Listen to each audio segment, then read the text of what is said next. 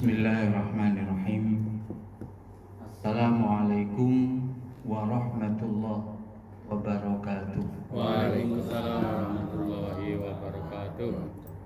Alhamdulillahi hamdan yuwafi ni'amah wa yukafi'u mazidah. Ya Rabbana lakal hamd kama yanbaghi li jalali wajhikal karimi wa azimi sultanik. Alhamdulillahilladzi bi ni'matihi tatimmus shalihat. Alhamdulillahi ala kulli hal. Nahmaduhu wa nasta'inuhu wa nastaghfiruh wa na'udzu billahi min syururi anfusina wa min sayyiati a'malina. May yahdihillahu fala mudilla lahu wa may yudlilhu fala hadiya lahu. Asyhadu an la ilaha illallah wahdahu la syarika lahu wa asyhadu anna Muhammadan abduhu wa rasuluh sallallahu alaihi wa ala alihi wa sallama tasliman katsira, amma ba'd.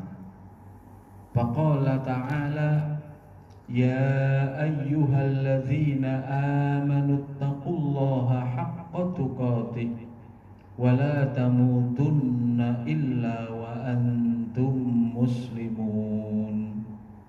Subhanaka la ilma lana illa ma 'allamtana innaka antal alimul hakim. Waalaikumsalam. Bapak lan Ibu ingkang minulya, segenap keluarga Majelis Ta'lim Sekolah Tinggi Ilmu Akhirat yang dimuliakan Allah Subhanahu wa ta'ala. Waalaikumsalam. Alhamdulillah, Bapak dan Ibu, kita sampai pagi hari ini selalu dalam lindungan Allah, sehat walafiat jasmani dan juga rohani. Jasmani kita sehat, buktinya kita bisa hadir di majelis. Rohani kita sehat, juga buktinya kita ringan langkah untuk beribadah, beramal soleh, yang salah satunya adalah thalabul ilmi, mencari ilmu, menambah pemahaman, menambah wawasan pengetahuan kita, khususnya dalam masalah akal. Itu menunjukkan bahwa jasmani dan juga rohani kita sehat.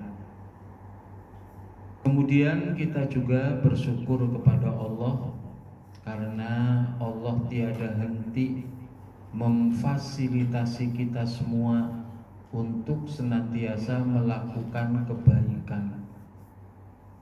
Buktinya, contohnya sekarang kita hidup ini.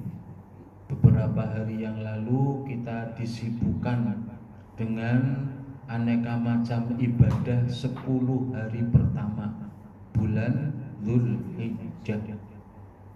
10 pertama bulan Dzulhijjah itu hari-hari yang dipenuhi dengan keberkahan. 10 pertama bulan Dzulhijjah itu ada jaminan hadis Nabi kita, ma min ayyamin al-amalus sholih fiha ahabbu ilallah. Tidak ada hari-hari yang amal soleh pada hari-hari itu paling dicintai Allah. Itu maksudnya adalah amal soleh yang dilakukan pada 10 hari pertama bulan Dzulhijjah. Ada banyak amal soleh yang kita lakukan, mulai dari puasa sunnah. Puasa sunnahnya ada dari tanggal 1 sampai dengan tanggal 8. Itu puasa sunnah mutlak, puasa sunnah biasa. Nanti ada puasa sunnah muakkadah tanggal 9-nya. itu puasa Arafah. Selain puasa, ada juga nanti kita sholat Id pada tanggal 10-nya. Ada juga menyembelih binatang kurban. Ada juga takbiran. Bapak Ibu, takbiran di Idul Adha, takbiran bukan hanya takbir, takbir, tahlil, tahmid. Allahu Akbar, Allahu Akbar, la ilaha illallah, tahlil. Allahu Akbar walillahil hamd, tahmid. Jadi ada takbir, ada tahlil, ada tahmid, ada Allahu Akbar, ada la ilaha illallah, ada alhamdulillah walillahil hamd. Itu takbiran. Takbiran di Idul Adha itu dibagi dua. Ada takbiran mutlak, ada takbiran muqayyad. Mutlak itu umum, muqayyad itu khusus. Mutlak itu dimulai tanggal 1. Tanggal 1 sudah boleh takbiran loh, sunnah. Tanggal 1 Dzulhijjah itu boleh takbiran. Jadi kalau ada di masjid, di musola atau di mana tanggal 1 dan ini ngurung badai wis takbiran, itu sudah mulai takbiran mutlak sampai tanggal 8, sampai tanggal 8. Nah kemudian nanti dilanjut dengan takbiran muqayyad yang khusus, dimulai setelah sholat subuh tanggal 9. Itu sudah mulai takbiran, bukan tanggal 10. Yang muqayyad itu sudah bisa dimulai ba'da subuh tanggal 9 hari Arafah itu. Nanti terus terbentang sampai hari tasyrik ketiga ba'da sholat asar. Itu takbiran mengagungkan Allah. Itu menunjukkan Idul Adha itu derajatnya lebih tinggi daripada Idul Fitri. Idul Fitri takbiran hanya semalam, tidak ada hari, mulai maghrib sampai imam naik ke mimbar, sudah.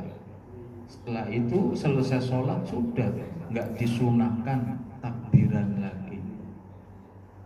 Nah itu sudah berlalu, hari-hari itu sudah berlalu.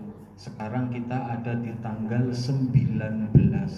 Tapi ingat, walaupun 10 pertama Dzulhijjah sudah berlalu, kita masih ada di bulan Dzulhijjah. Bulan Dzulhijjah itu bagian dari Ashhurul Hurum, bulan-bulan yang dimuliakan. Kan ada Dzulqa'dah, ada Dzulhijjah, ada Muharram, nanti Rajab, ada 4 bulan itu. Ini yang harus disadari oleh kita. Ashhurul Hurum itu syariat Allah, ajaran Allah. Maka seorang muslim yang beriman kepada Allah berarti harus memperhatikan ajaran-ajaran. Jadi kita sebagai seorang muslim harus sadar bahwa kita ada di hari-hari yang di dalamnya Ashhurul Hurum. Apa yang dilakukan? Memperbanyak ibadah, memperbanyak amal soleh. Sebaliknya meminimalisir perbuatan salah, perbuatan doa. Amal soleh di hari-hari Ashhurul Hurum itu pahalanya dilipat gandakan. Sama dengan juga perbuatan dosa, hukumannya dilipat gandakan. Jangan sampai kita nggak sadar diri bahwa kita ada di Ashhurul Hurum.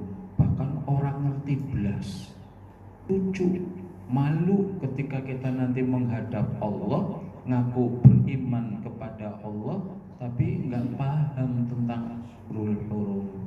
Seakan-akan bulan-bulan sama saja. Tidak sama. Bapak dan Ibu, kita alhamdulillah hari ini memasuki materi kelima, materi pokok bahasan utama kelima, surga atau nerakakah rumah masa depan kita? Insya Allah, amin. Nah, nanti materi kelima ini ada subnya 5,4 ya. 5.1. 5.1, 5.2, 5.3, 5.4. Sub pokok bahasan yang pertama, tahapan kehidupan manusia dari awal hingga akhir. Sudah sering kita bicarakan ini, tapi baru secara garis besar. Sekarang akan kita seriusi bicara masalah tahapan kehidupan manusia dari awal sampai akhir, dari alam ruh sampai surga atau neraka. Inilah perjalanan panjang kehidupan manusia dari alam pertama hingga alam akhir.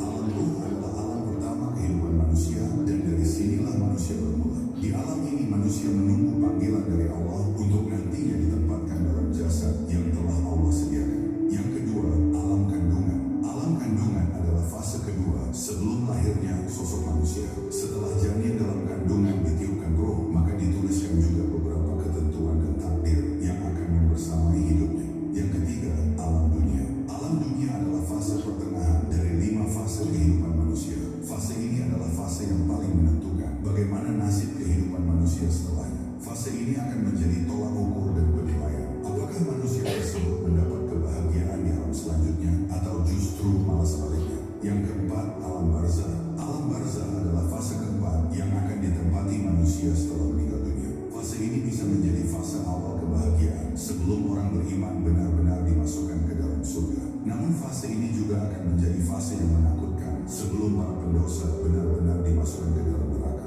Mereka semua akan menanti datangnya hari kiamat yang akan menentukan kedudukan mereka masing-masing di alam selanjutnya. Yang kelima, alam akhirat. Alam akhirat adalah fase terakhir dari perjalanan panjang kehidupan manusia. Di fase ini manusia akan mendapatkan balasan sebagaimana amal perbuatannya sewaktu hidup di dunia. Mereka akan menempati keindahan surga atau justru malah menempati neraka. Bapak dan Ibu, di situ ilustrasinya mengenakan pakaian, Yang sama ya. padahal nantinya tidak. Ini kalau digambarkan aslinya nggak berpakaian ya lucu sangat. Nanti berpakaiannya ketika di surga. Tapi ketika dibangkitkan itu seperti ketika dilahirkan. Tidak berpakaian, tidak disunat, tidak pakai sendal atau sepatu, polos tomo.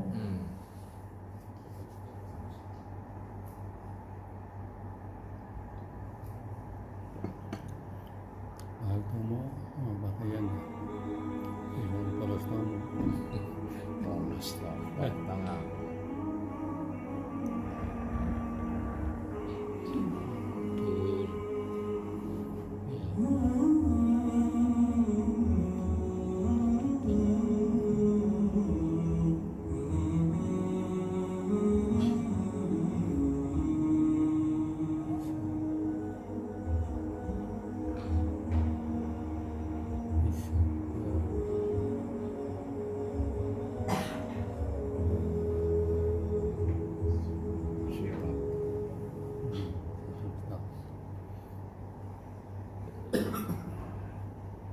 Itu sekedar ilustrasi. Tangannya nanti bentuknya kayak apa?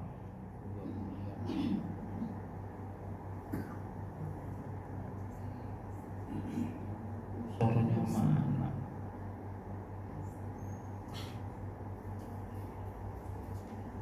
Kita mulai pendahuluan.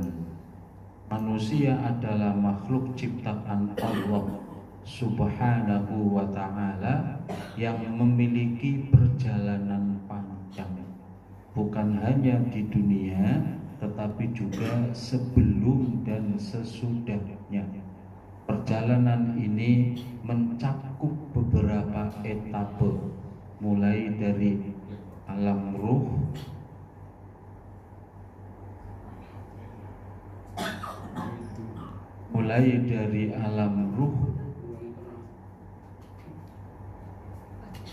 alam rahim, kehidupan dunia, alam barzah, hari kiamat, dan seterusnya hingga berakhir surga atau neraka.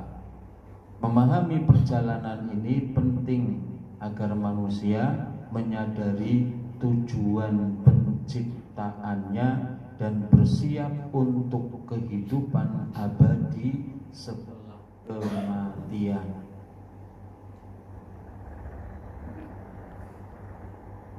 Mau tetap mati. Kita mulai langsung saja. Alam ruh. Alam ruh adalah fase awal eksistensi manusia sebelum jasad diciptakan. Allah ciptakan ruh. Disinilah Allah menciptakan ruh seluruh manusia sebelum mereka ditiupkan ke dalam rahim ibu. Ini dalil tentang alam ruh. Wa id akhadha rabbuka min bani adama min zuhurihim dzurriyyatahum wa ashhadahum ala anfusihim alastu bi rabbikum qalu bala syahidna an taqulu yaumal qiyamah inna kunna an hadza ghafilin. Dan ingatlah ketika Tuhanmu mengeluarkan keturunan anak-anak Adam dari sulbi, dari tulang punggung mereka, dan Allah mengambil kesaksian terhadap jiwa mereka seraya berfirman. Yang jadi dalil di sini, Allah mengambil kesaksian terhadap jiwa mereka, ruh, bukankah aku Tuhanmu? Mereka menjawab, betul engkau Tuhan kami. Kami menjadi saksi. Ini seluruh ruh, seluruh semua manusia, yang kafir, yang munafik, yang komunis, yang pezina, yang pemabuk, semuanya mengakui, sudah membuat ikrar, sudah membuat perjanjian terhadap Allah bahwa Allah adalah satu-satunya Tuhan. Kejadian penting pada etape pertama ini, semua ruh bersaksi bahwa Allah adalah Tuhan mereka. Ruh belum bersatu dengan tubuh atau fisik. Kemudian yang kedua, alam rahim. Periode ketika ruh ditiupkan ke dalam janin, dalam kandungan ibu, merupakan awal kehidupan jasmani manusia. Ini hadis yang menceritakan proses reproduksi manusia.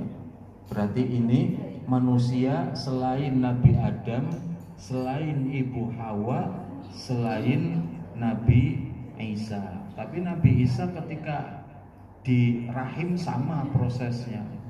Yang beda kalau kita dari sperma ayah kita, kalau Ibu Hawa, oh ya, dikatakan ditiupkan kalimatku dan ruhku, kalimat Allah dan ruh Allah. Ruh dari Allah, bukan ruh Allah, ruh dari Allah. Sesungguhnya setiap kalian dikumpulkan, penciptaannya dalam perut ibu dikumpulkan, maksudnya sel telur lelaki dengan sel telur wanita, ayah dan ibu. Setelah bertemu kurun waktu 40 hari itu akan menjadi nutfah, 40 hari berikutnya akan jadi alaq, 40 hari berikutnya akan jadi mudghah. Nutfah itu ya awal, embrio awal, kemudian jadi alaqah, alaqah itu gumpal darah, mudghah gumpal daging, hampir kayak bakso kayak gitu ya. Kemudian Allah mengutus malaikat untuk meniupkan ruh kepadanya. Artinya pembentukan fisik janin selama 20 hari, 120 hari, 40 kali 3 berarti 4 bulan. Usia janin 4 bulan itu mulai ditiupkan ruh. Ruh yang sudah lebih dulu diciptakan ditiupkan. Cara niupkannya gimana? Ya Bu, akan bisa terurai. Ruh ditiupkan oleh malaikat. Malaikat sah. Tidak ada penjelasan ya. Tidak ada cerita ya. Kalau yang mencabut malaikat Israel, tapi kalau yang menyatukan, memasukkan, meniupkan tidak ada. Ditulis takdir. Ajal. Saat itu juga ditentukan rezekinya, ajalnya, amalnya nanti akan bahagia atau sengsara itu sudah ditentukan saat. Terus bertumbuh sampai kemudian dilahirkan di alam rahim, etape kedua. Etape ketiga alam dunia lahir, yang sekarang sedang kita lakoni, fase kehidupan manusia di dunia sebagai tempat ujian. Kenapa kok ada ujian? Karena akan dikembalikan ke surga atau neraka. Disitulah pentingnya ujian sebagai sarana untuk memilih, untuk napeni, diiringi, ditapeni siapa yang layak masuk surga, siapa yang layak masuk neraka. Alladzi khalaqal mauta wal hayat liyabluwakum ayyukum ahsanu amala wa huwal azizul ghafur. Sudah familiar ayat. Kejadian penting diberi akal. Manusia itu satu-satunya makhluk yang diberi akal, diberi syariat agama. Juga satu-satunya makhluk yang diberi agama syariat. Kita itu diberi oleh Allah 4. Kalau tumbuhan hanya satu, insting, ghoriza, bahasa Inggrisnya insting, bahasa Arabnya ghoriza, bahasa kitanya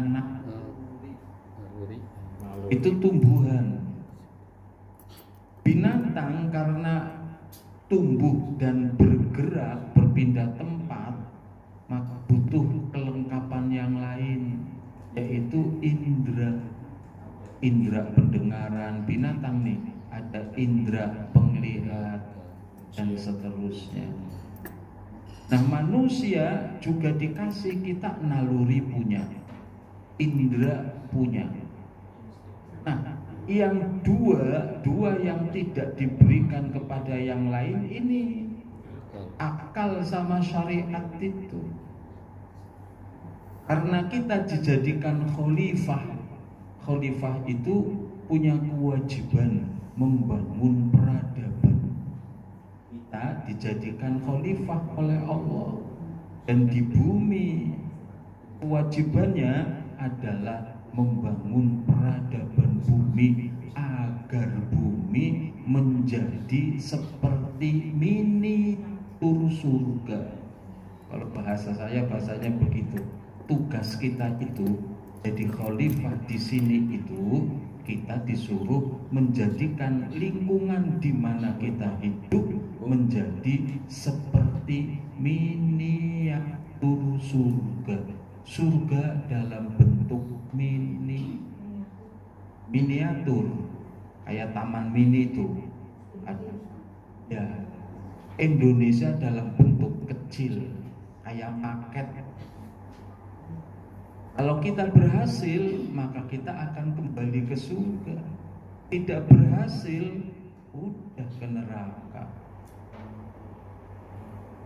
Oleh karena kita punya kewajiban membangun peradaban itu, maka kita dibedakan dengan makhluk.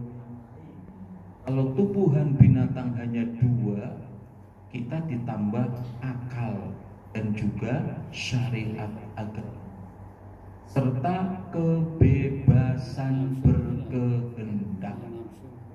Tadi bilang katanya sudah dikasih 4, sudah ditentukan waktu usia 4 bulan itu ditentukan ajal, jodoh, rezeki dan lain sebagainya.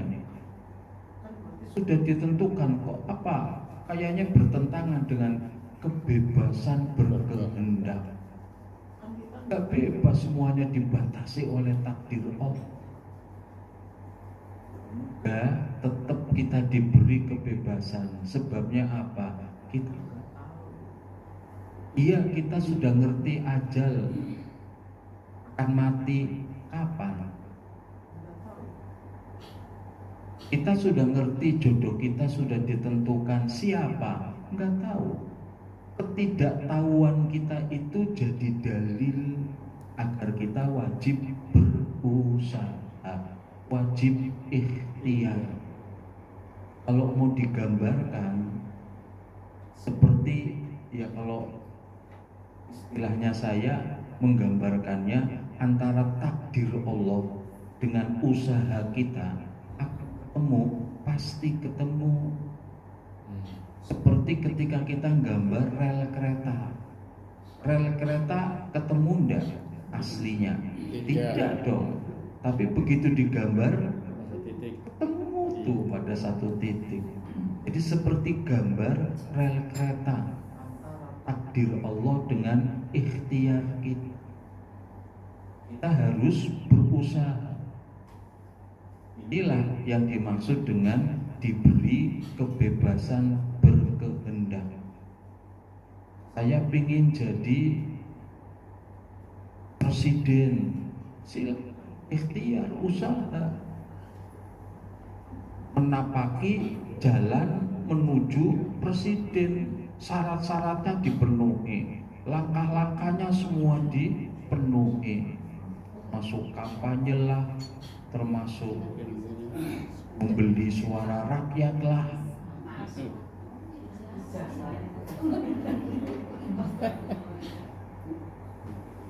Zaman sekarang tambah rusak negara kita. Itu semuanya disebut Pak Bu. Kenapa kok pemilu sekarang sistemnya begitu? Kan kosnya tinggi, sengaja. Ben apa? Ben para politikusnya itu ketika mau kampanye butuh duit, akan cari duit toh. Siapa yang nawari duit? Oligarki, cukong.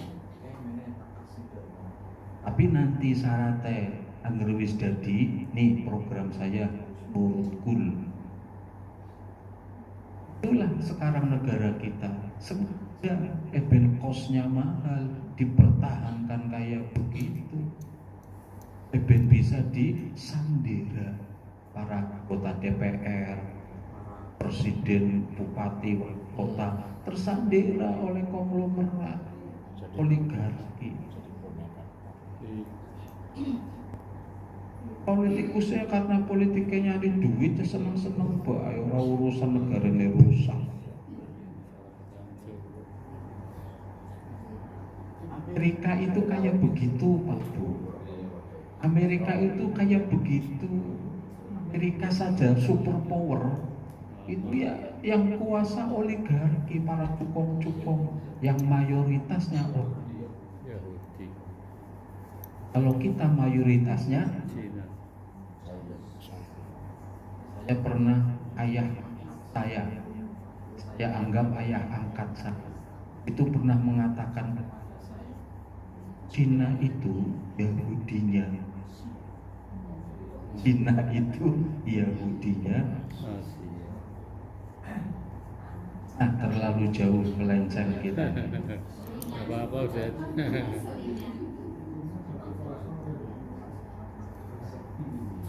Di dunia ini manusia melakukan amal. Ada amal baik, ada amal buruk. Manusia juga berinteraksi dengan lingkungan dan sesama manusia. Ini yang sekarang sedang kita lakoni. Dan yang harus kita perhatikan, etaput ketiga ini penentu keberhasilan etape keempat dan seterusnya. Ada banyak etape di sini.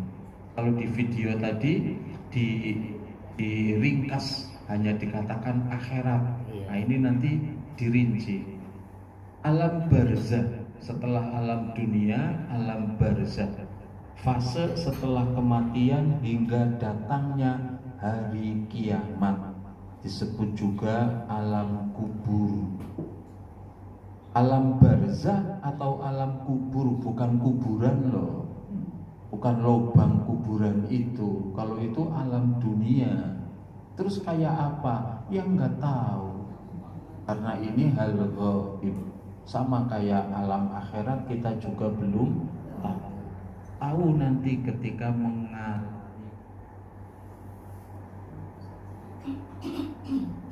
Ini tentang alam barzah, dalilnya Al-Mu'minun ayat 100.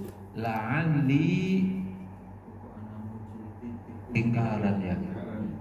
Artinya nyambung, la'alli a'malu sholihan fima taraktu kalla innaha kalimatun huwa qailuha wa min waraihim barzakhun ila yaumi yub'atsun. Agar aku dapat beramal, ini ungkapan orang-orang yang tidak beribadah, yang imannya enggak bagus, menyesal nanti ketika di alam barzakh pun sudah menyesal. Jadi ingin kembali untuk melakukan amal soleh, sekali-kali tidak, sesungguhnya itu adalah dalih yang diucapkan saja.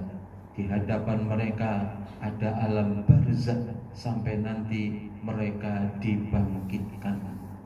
Kejadian penting di alam barzakh, malaikat mungkar nakir datang menguji dengan pertanyaan, siapa Tuhanmu, siapa agamamu, siapa nabimu. Gampang ya pertanyaannya ya. Lebih angel ujian nasional.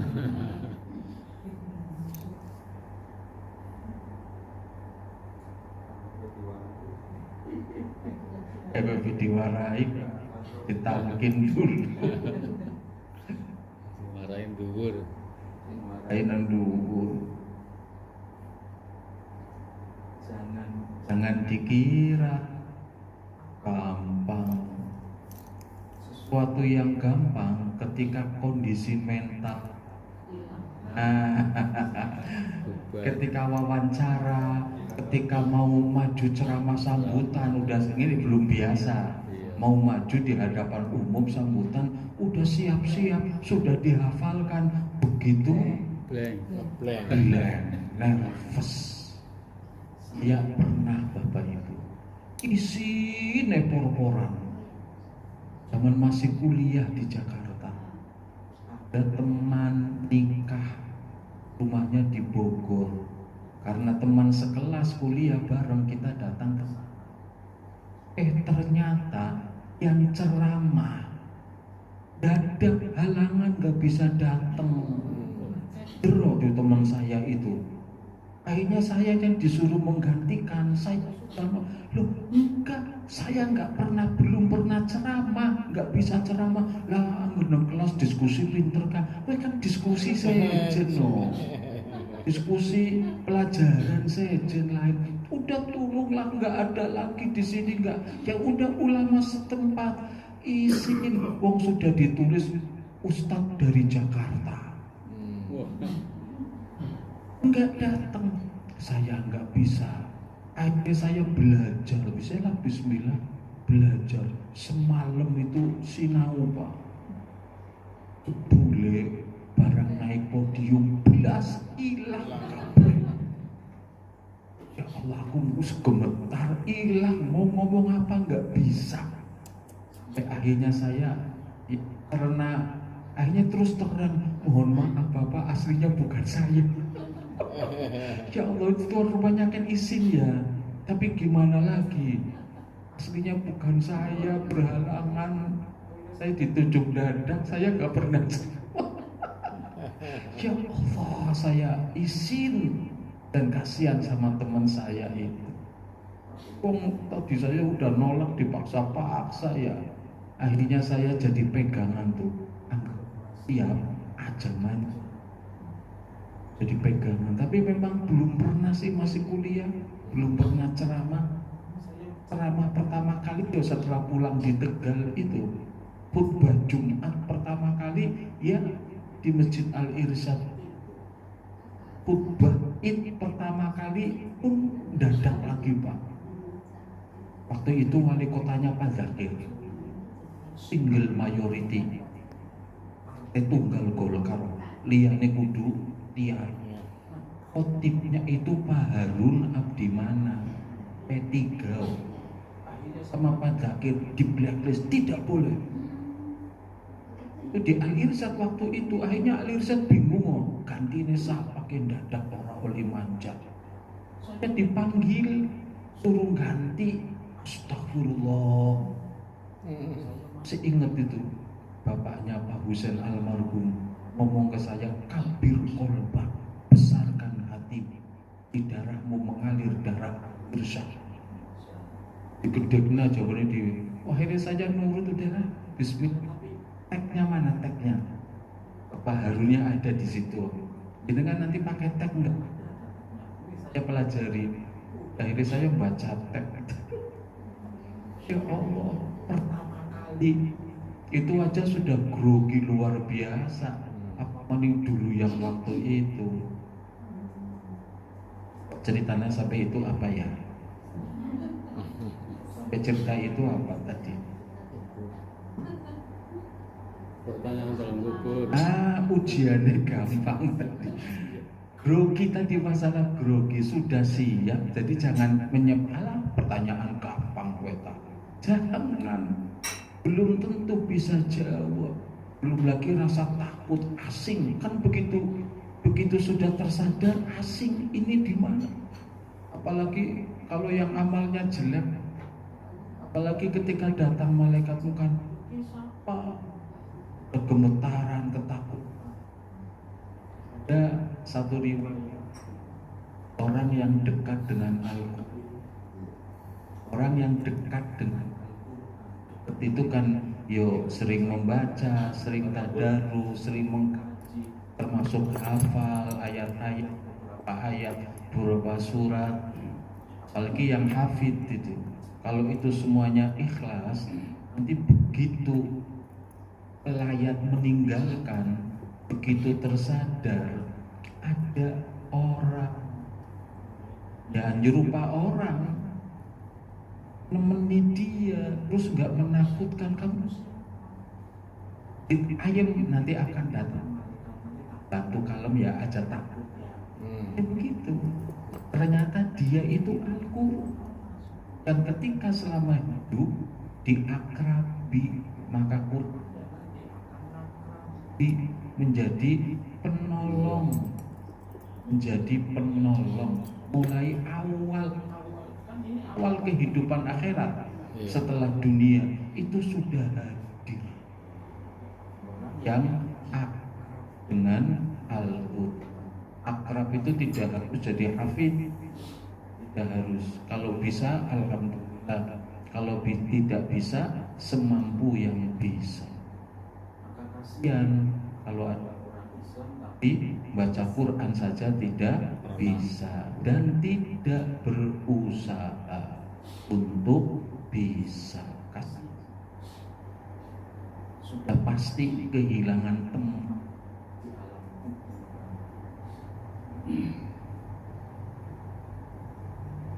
Kubur bisa menjadi taman surga atau lubang neraka. Jadi sudah mulai ada nikmat.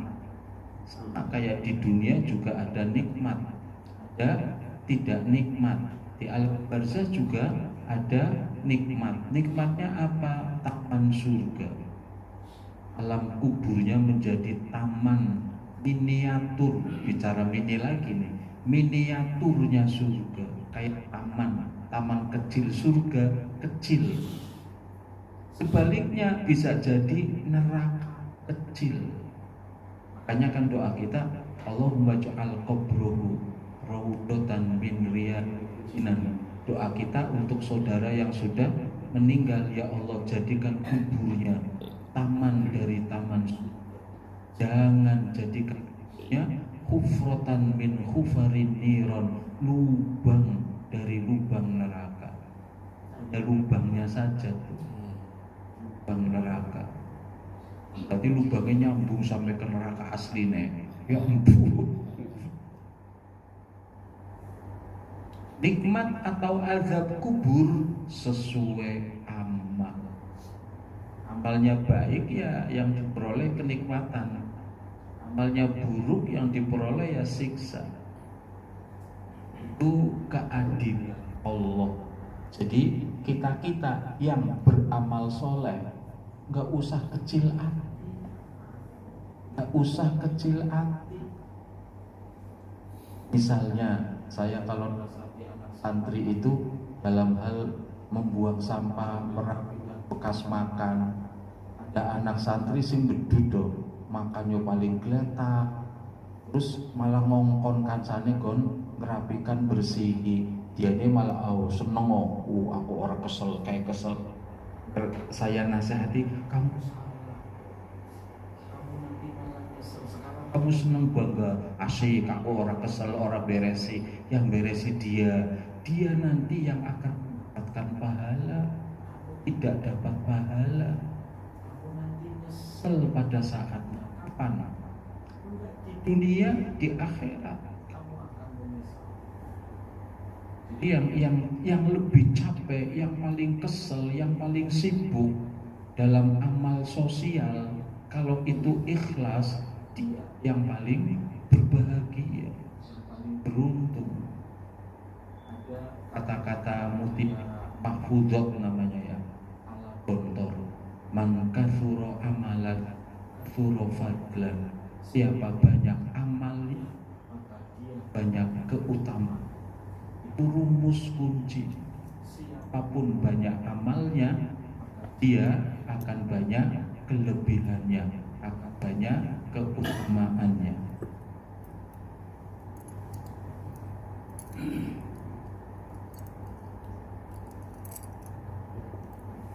Kejadian-kejadian hari kiamat.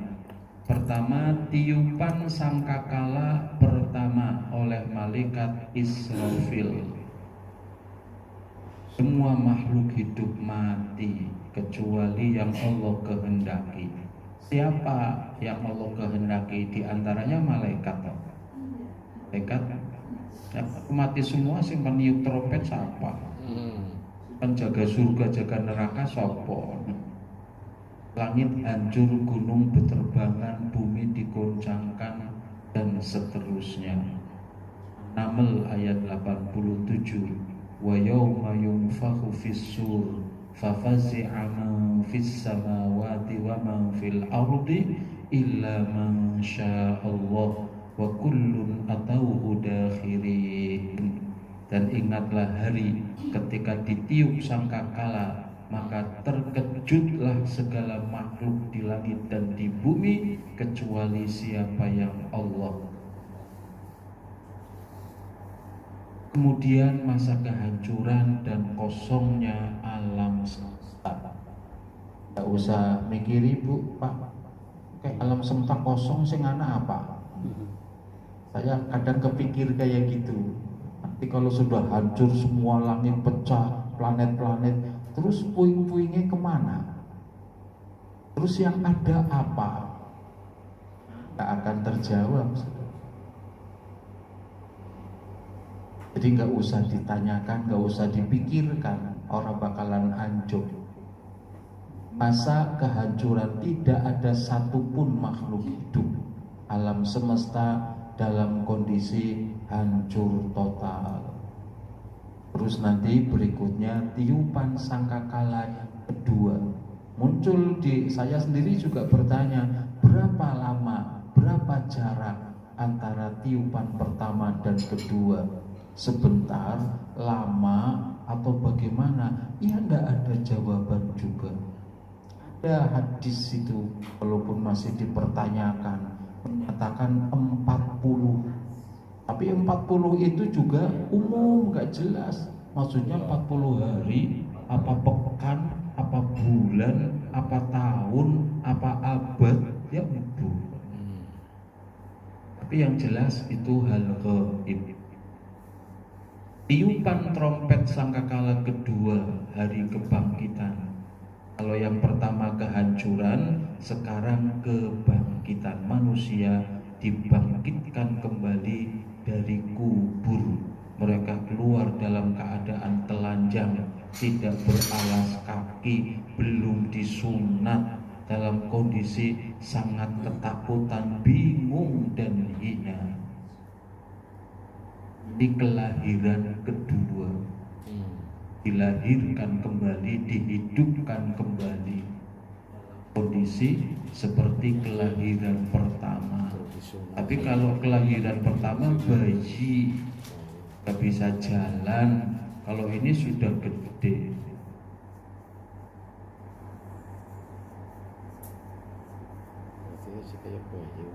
Ini hari kebangkitan yang dulu saya pernah cerita. Nanti ketika dibangkitkan orang-orang kondisinya berbeda-beda.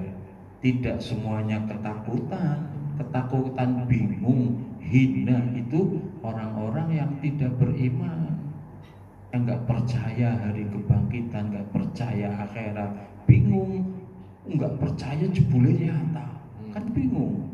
Nah kalau kita beriman, oh berarti benar ya, ini toh yang Allah janjikan. Kita tenang, kenapa? Karena beriman, percaya. Dan kita sudah bersiap-siap untuk menyongsong hari kebangkitan ini dengan amal ibadah selama hidup di dunia ini. Jadi nggak bingung kayak surat Al-Ghasyiyah, wujuhu yawma idin khasyi'ah. Itu yang tidak beriman. Kalau yang beriman, wujuhu yawma idzin na'imah. Wajah-wajah ketakutan yang pertama. Nah, yang kedua, wajah-wajah dipenuhi kenikmatan. Senang, senyum, bahagia, tidak merasa hina dan tidak bingung. Walaupun juga belum tentu semua orang beriman mengalami begitu. Karena mesti bingung, saya ini lulus enggak ya, lolos enggak ya, saya amal baik sama amal buruknya banyakan mana ya, belum tahu persis.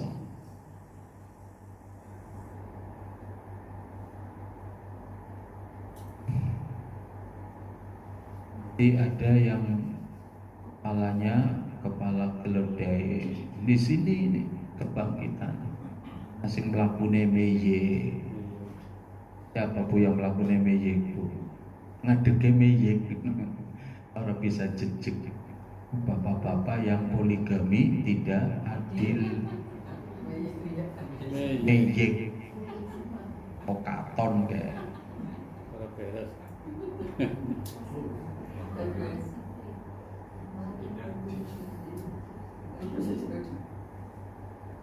Kemudian etapa berikutnya yang keenam, pengumpulan di padang mahsyar. seluruh manusia dari manusia pertama sampai terakhir dikumpulkan di padang mahsyar. Mahsyar itu artinya tempat berkumpul. Mahsyar itu artinya berkumpul. Mahsyar tempat berkumpul, kayak sajadah sujud, masjid tempat sujud. Tempat yang luas, datar, terang benderang, tempat dikumpulkannya seluruh manusia dari Nabi Adam sampai manusia terakhir. Kejadian-kejadiannya apa? Manusia dikumpulkan dalam keadaan ketakutan dan sangat haus, dan matahari sangat dekat. Keringat manusia tergantung amalnya, karena matahari sangat dekat, bukan matahari dunia. Matahari dunia udah hancur. Keringatnya gembrojos saking panas gerah. Hebatnya lagi, gembrojosnya keringat itu bisa sampai mata kaki, menggenangi tubuhnya, bisa sampai dada, bahkan bisa sampai tenggelam. Iringane jilem cemeos, nggak merasa panas, orang keringetan belas.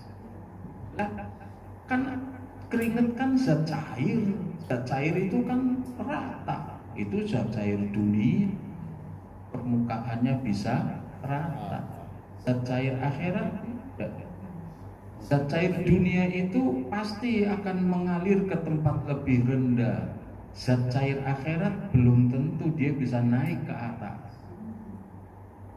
Misalnya susu madu, sungai susu, hanya ada di atas, pengen minum, dia akan naik ke atas sendiri. Misalnya gambarnya kayak apa prosesnya?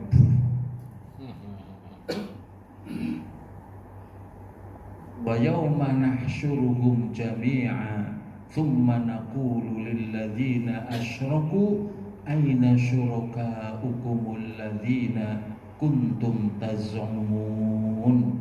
Dan ingatlah hari yang di waktu itu kami menghimpun mereka semua, kemudian kami berkata kepada orang-orang musyrik yang menyembah selain Allah, di manakah sembahan-sembahan kamu yang dulu kamu katakan, yang dulu kamu sekutukan dengan Allah? Tidak bisa jawab. Yang disembah patung berhala, berhalanya langka. Ini padang. Kemudian syafaat dan pengadilan.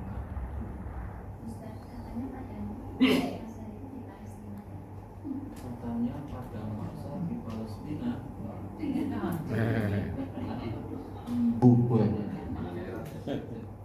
Palestina alam dunia. Udah hancur ya Pak. Dajjal itu akan terbunuh di Palestina. Palestina kalau itu ya. Dajjal itu nanti akan terbunuh di Palestina. Enggak, bukan Palestina, ini padang mahsyar yang kehidupan akhirat. Bumi aja udah hancur. Sudah enggak ada cerita tentang dunia dengan segala isinya. Bukan hanya bumi yang hancur, seluruh alam semesta. Sampai batasannya langit lapis pertama. Kan langit lapis 7. Berarti yang masih utuh lapis 2 sampai ke atas. Wallahu a'lam juga. Tapi yang langit kan nanti akan pecah juga. Ya berarti langit lapis pertama. Terus nanti angel dibayang-bayang terus. Kadang setan tuh goda kita. Saya digoda setan, godanya primen Pak. Semesta kayak begini sih gawe Allah. Ini bisane Allah gawe alam semesta, bisane anak Allah. Berallah langka primen. Pikirannya sampai ke sana saja digoyang digoda oleh setan. Allah wajib ada. Siapa yang mewajibkan ada? Rumus dari mana? Angger Allah langkap riben. Sing ana apa? Kenapa harus ada manusia? Kenapa harus ada kita? Kenapa ada hidup, ada mati? Macam-macam itu.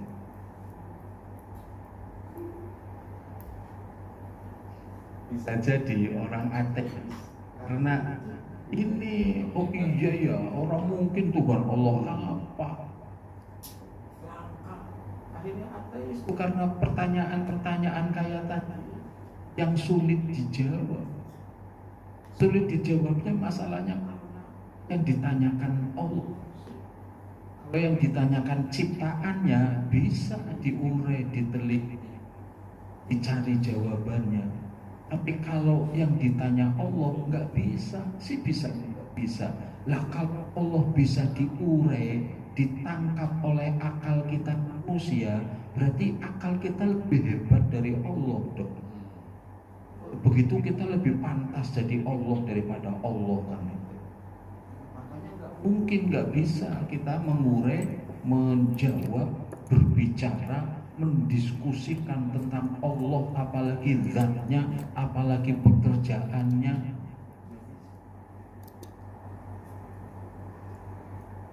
Syafaat itu artinya pertolongan. Syafaat itu nanti macam-macam. Puncaknya syafaat yang dinamakan asy-syafa'atul uzma, syafaat agung. Syafaat itu haknya Allah, hak prerogatifnya Allah. Tidak ada makhluk yang bisa memberi syafaat kecuali yang Allah izinkan. Allah memberikan mandat kepada orang itu untuk memberi pertolongan. Kita nanti bisa memberikan syafaat. Bukan hanya kita mengharap syafaat dari Kanjeng Nabi, kita sesama orang beriman bisa saling menolong. Syafaat pertolongan. Tapi semuanya itu atas izin Allah.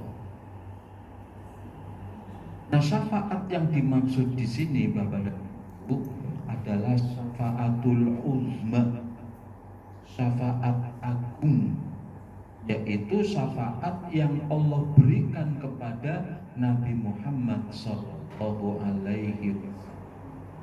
Berupa apa pertolongannya? Berupa memulai pengadilan. Ini yang agak ini nih. Ini kan di padang mahsyar. Nunggu pengadilan, nunggu hisab gitu loh. Tunggu amal kita dihitung, diadili, baik secara pribadi diri kita ataupun nanti yang terkait dengan sesama manusia, utang piutang, kezaliman yang dilakukan pada orang lain, itu semuanya akan diadili di sini. Tapi sudah lama menunggu, berapa lama? Nggak bisa dibayangkan.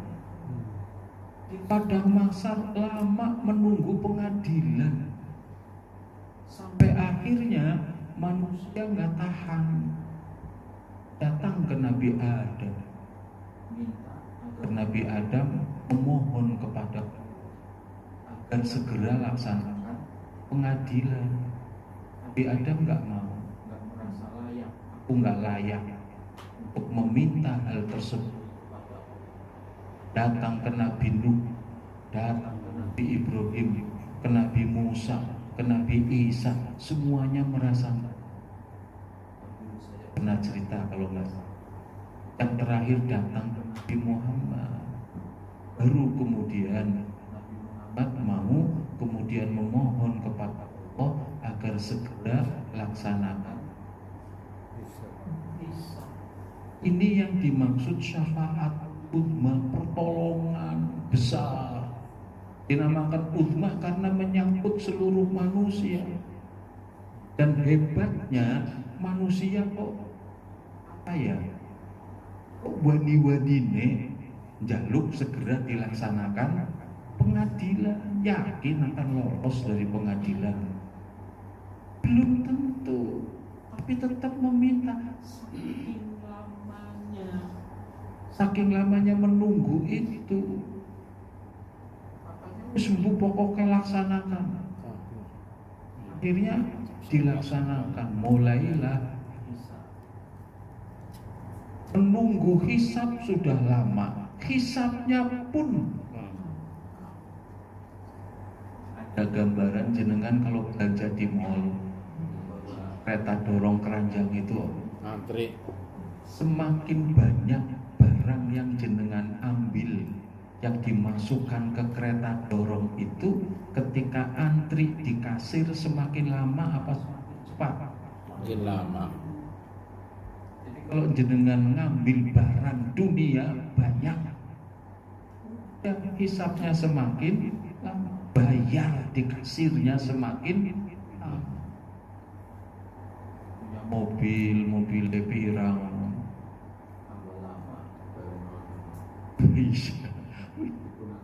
digunakan semuanya rinci kayak begitu tuh. Makanya yang hisapnya cepat itu nggak punya macem-macem, terus hidupnya orang neko-neko maning, urut ibadah kepada Allah, orang nyakiti orang lain, ya, miskin harta, miskin dosa, Allah atau hakul adam, wis dia yang paling cepat tuh. Saat itulah nanti kayak si aguan, tanda pirang-pirang, nanti nyesel di sana. Hartanya pirang-pirang kafir mah. Muslim saja hartanya pirang-pirang, tentu lolos, dia akan, ya Allah kenapa dulu miskin saja. Orang di dunia kan orang pengennya kaya ya. Iya. Siapa yang mau miskin? Itulah terpedaya kenikmatan dunia. Oh berarti nggak boleh kaya orang beriman. Boleh. Kalau orang beriman miskin semua, nah Pak Edi lagi bingung nih, mau ngerehab bangunan TPQ hampir 300 juta, duit mau 50 juta. Bingung. Ke proposal, ke ini, ke itu, nyari duit. Bingung tuh. Tapi sugih beres pirase. 300 kecil gimana? Gitu. Karena nggak punya, nah. Jadi kekayaan pun juga penting. Tapi kekayaannya untuk apa?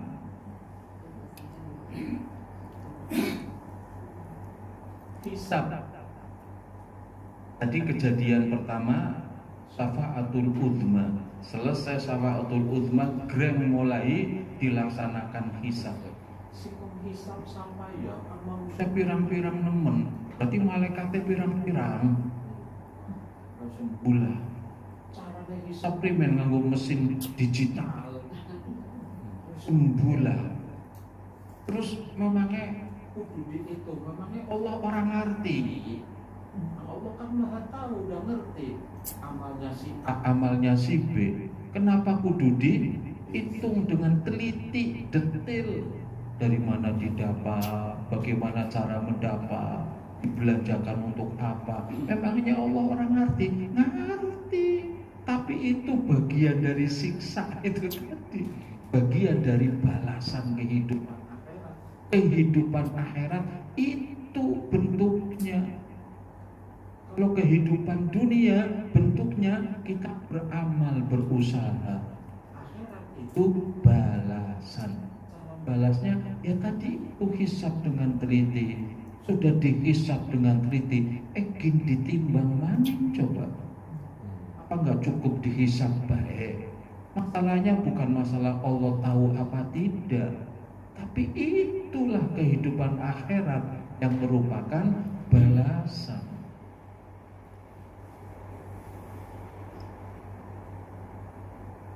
Tsumma inna ilaina hisab. Wahum. Ini dalilnya.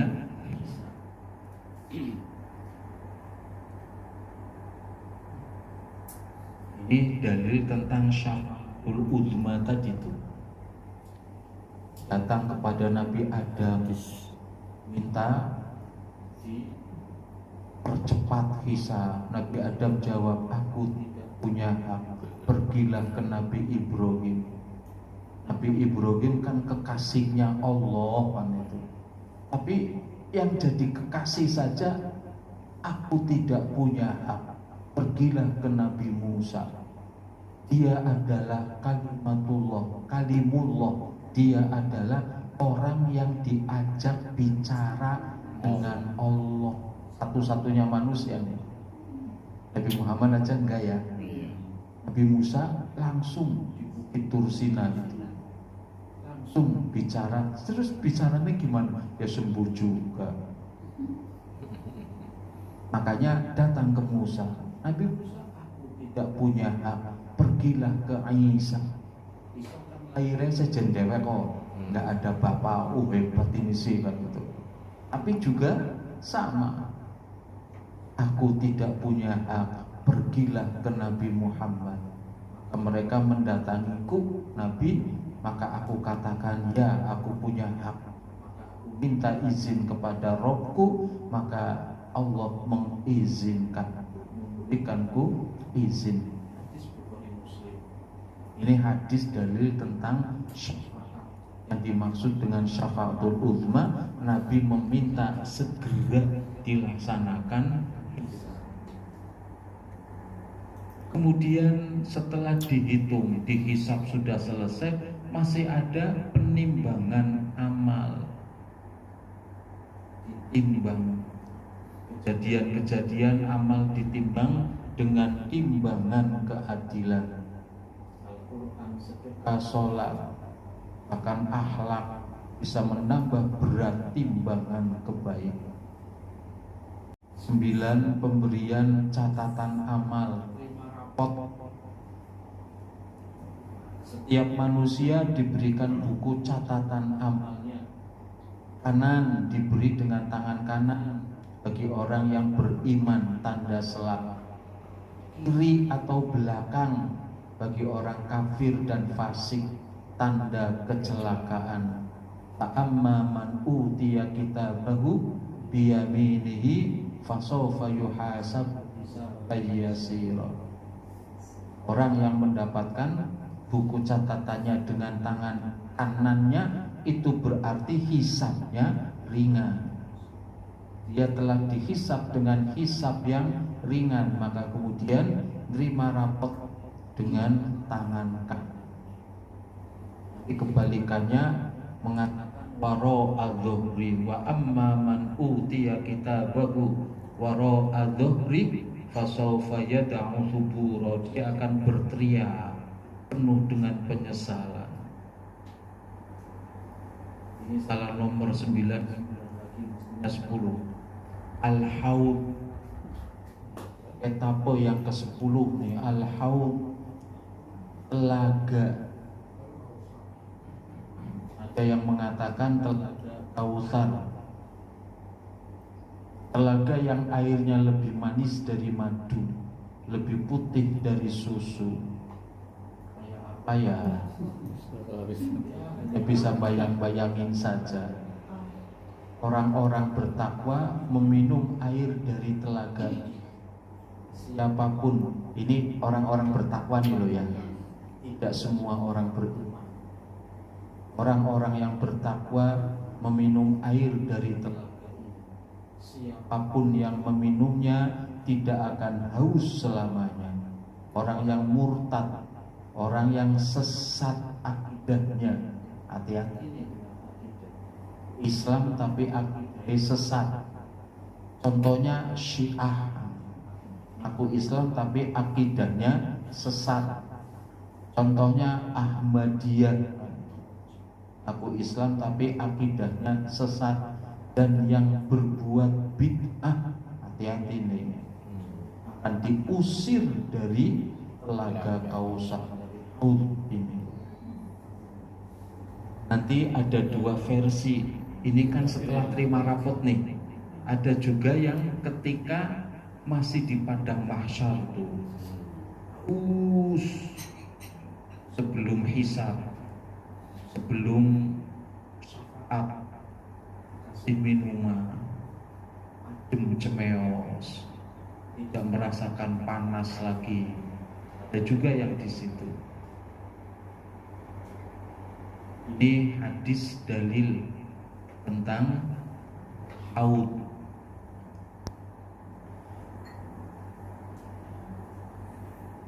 Telah bercerita kepada kami Ali bin Muslim dari Al-Mukhtar dari Anas berkata, suatu hari Nabi di antara kami tiba-tiba beliau tertidur sejenak.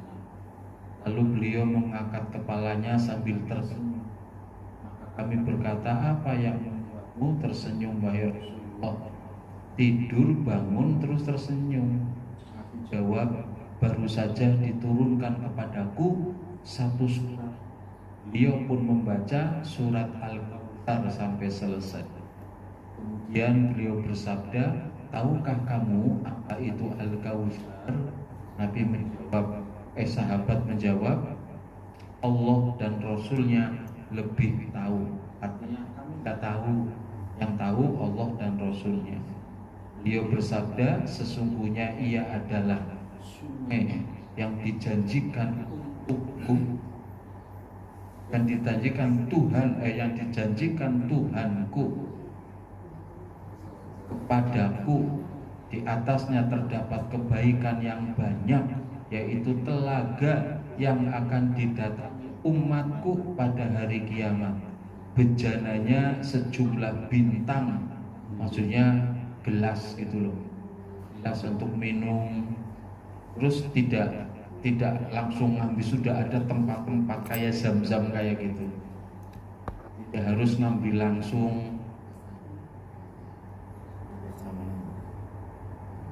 Lalu ada seorang hamba ditarik darinya, maka aku pun berkata, ya Rob, sesungguhnya ia umatku.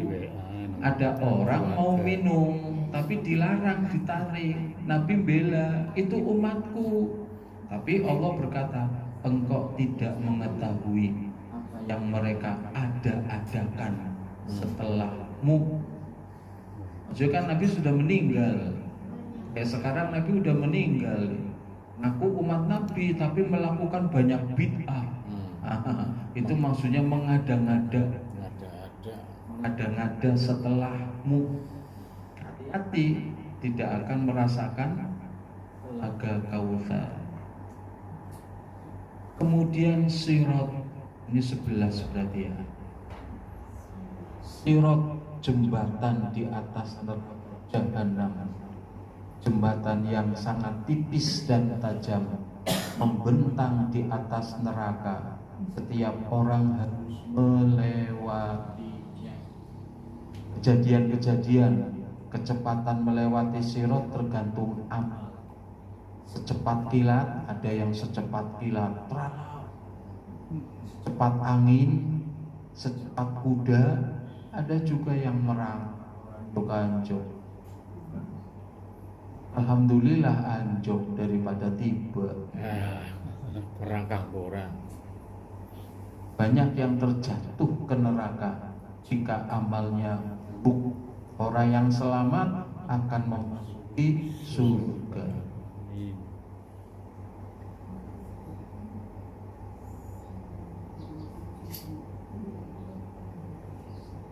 Ini dalil tentang sirat. Wa inna minkum illa wariduha kana ala rabbika hatmam maqdiya. Dan tidak ada seorang pun dari kalian melainkan akan mendatangi neraka itu. Hal itu bagi Rabbmu adalah sesuatu kemestian yang sudah ditetapkan. Yang dimaksud dengan mendatangi neraka itu, yang dimaksud dengan neraka itu, kata para sahabat, tafsirannya adalah sirot tadi itu, melewati sirot itu. Tapi sirot itu ya semua tidak ada, semua orang akan lewat sirot. Yang tidak lulus ya berarti jatuh, yang lulus berarti menuju surga.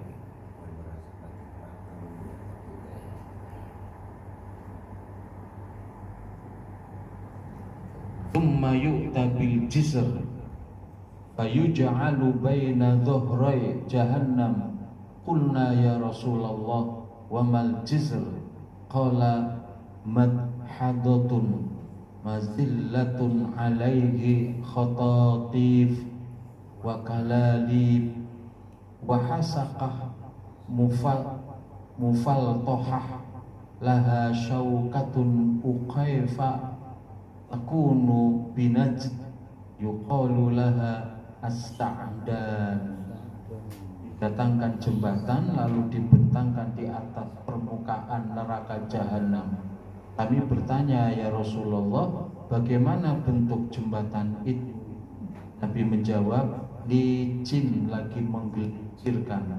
Di atasnya terdapat besi-besi pengait dan kawat-kawat berduri yang ujungnya bengkok kayak pancing.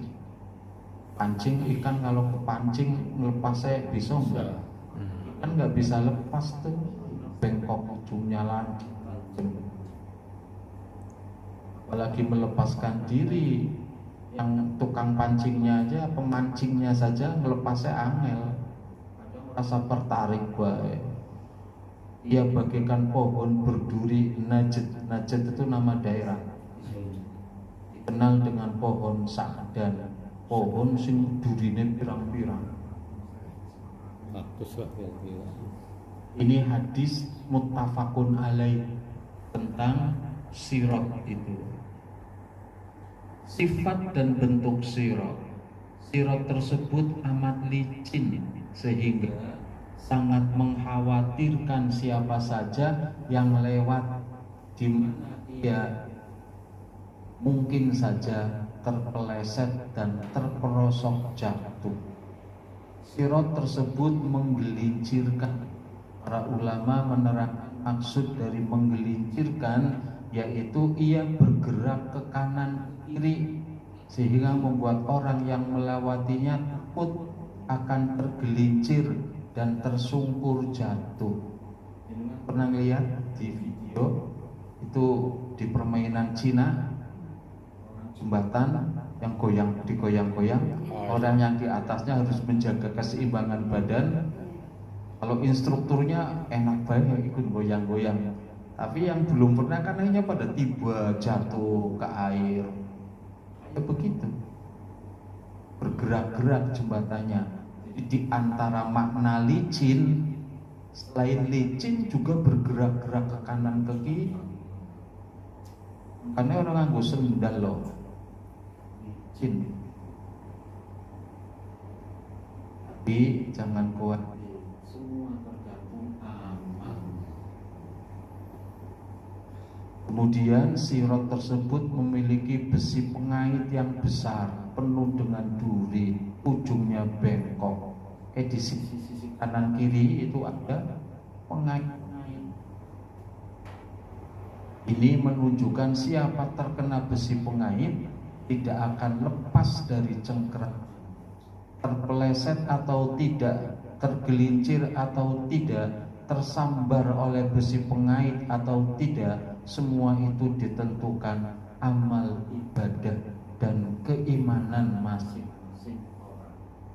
Sirot tersebut terbentang membujur di atas neraka jahanam. Barang siapa terpeleset dan tergelincir, terkena sambaran besi pengait, maka ia akan terjatuh ke dalam neraka jahanam. Sirot tersebut sangat halus hingga sulit untuk meletakkan kaki di atasnya. Sirot tersebut juga tajam yang dapat membelah telapak kaki orang yang melewati.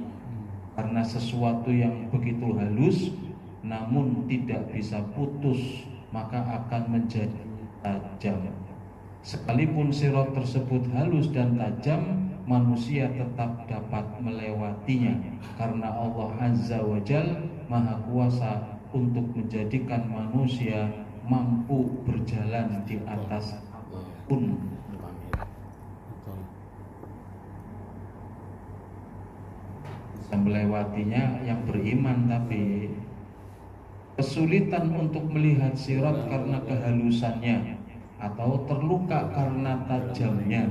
Semua itu bergantung kepada kualitas keimanan setiap orang yang melewati. Sirat ini kan juga ciptaannya Allah. Kalau kita iman sama Allah, sejahat, seburuk, seganas apapun ciptaan Allah, karena kita disayang Allah, pasti diselamatkan.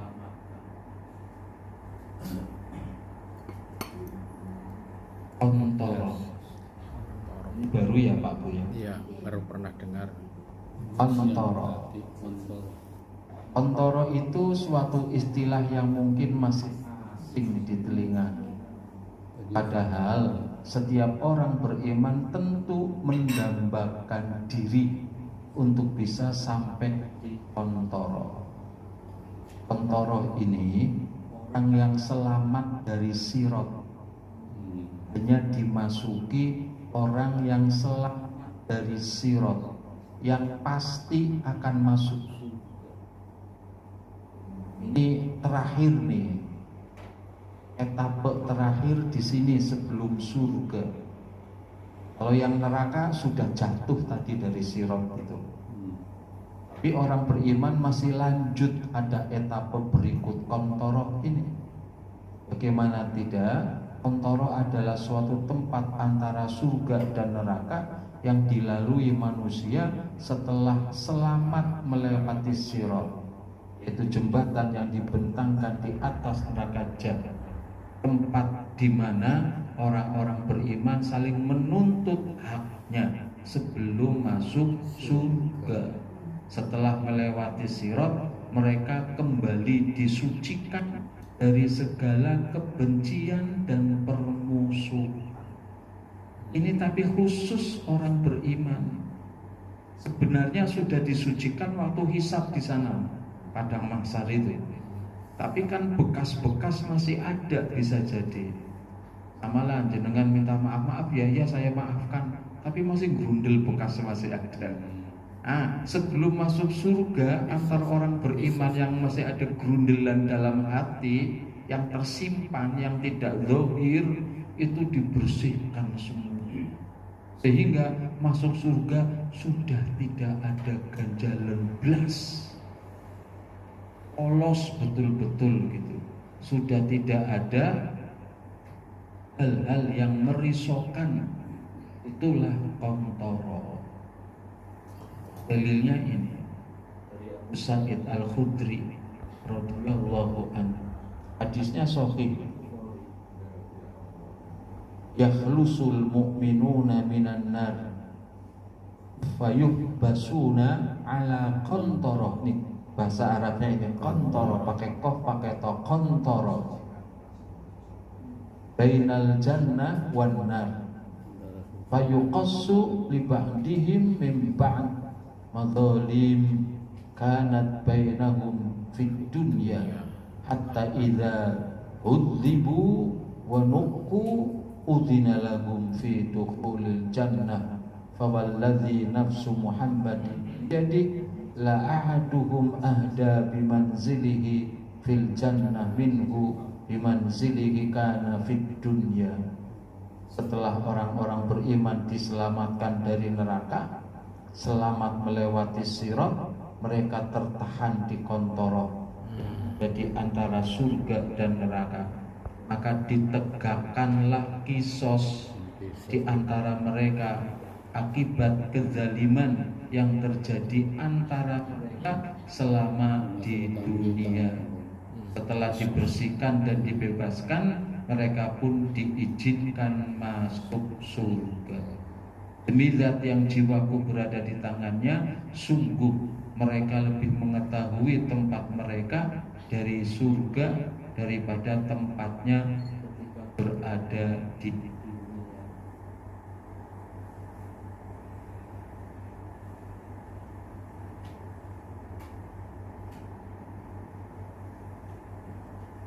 maksudnya mereka akan lebih suka tinggal di, ya jelas tinggal di surga ya pasti lebih suka. Tapi karena diantaranya tadi sudah dibersihkan segala unek-unek antar orang beriman. Kalau di sini bisa jadi masih ada, sudah lebaran halal bihalal, masih ada unek-unek, masih ada ganjalan. Tapi kalau di surga nanti belas sudah tidak ada. Apalagi setelah di surga ada muncul unek-unek, muncul sengketa antara kita sebab apa? Sebab karena rebutan kepentingan kan. Kepentingan cari rezeki, kepentingan harta, kepentingan status kedudukan, jabatan. Di sana sudah nggak ada lagi. Rebutan apa? Setiap orang pasti mendapatkan apa yang diinginkan. Kalau di dunia rebutan karena dia dapat, aku nggak dapat, kan ya gitu. Ada rebutan. Nah kalau di surga semua yang diinginkan dapat semua. Maka ada lagi persaingan, tidak ada lagi saling menuntut, tidak ada. 9 lagi dan ini salah 12 apa 13? Surga atau neraka tempat akhir. Surga jannah tempat abadi bagi orang-orang bertakwa. Kenikmatan fisik dan rohani, ada sungai susu, ada bidadari Pak, tapi nggak ada bidadara Bu. Ya Allah masih ganjil ya Bu ya. Buatan alhamdulillah. Nanti di sana tidak akan muncul ibu-ibu kaum wanita, aku pengen bidadara, nggak ada muncul. Tak jamin, Allah jamin gitu loh, nggak ada. Terus cemburu karena suaminya sama bidadara, nggak ada cemburu di sana.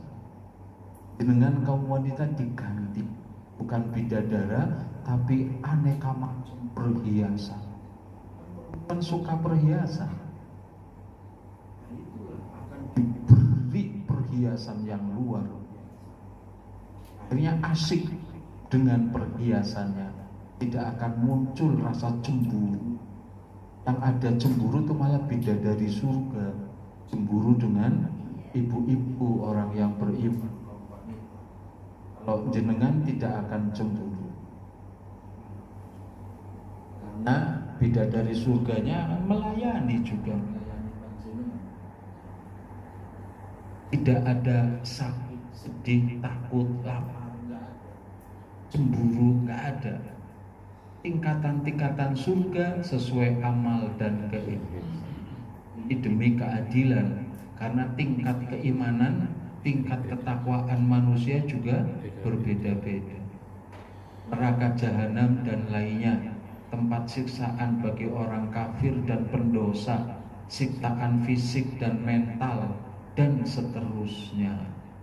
Ini tentang surga neraka, lebih rincinya akan jadi pembicaraan kita 5.2 insya Allah. Selesai Bapak dan Ibu, penuh